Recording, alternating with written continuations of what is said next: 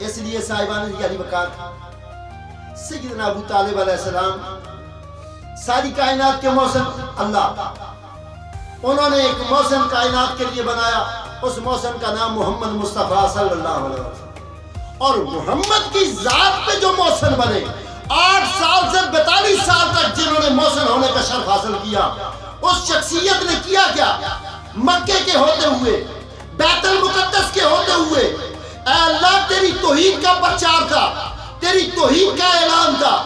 تو اپنے بیت المقدس میں جلسہ رکھواتا، تو اپنے کعبے میں جلسہ رکھواتا، تجھے تھوڑ دی تو لوگوں کے دل میں ڈال دیتا، تو توحید کو ایسے ڈال دیتا، تو نے جلسہ کیسے رکھا؟ پروردگار عالم نے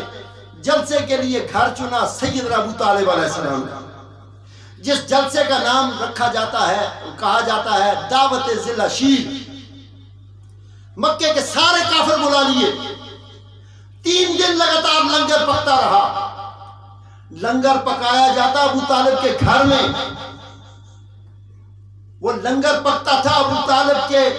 حلال کی کمائی سے۔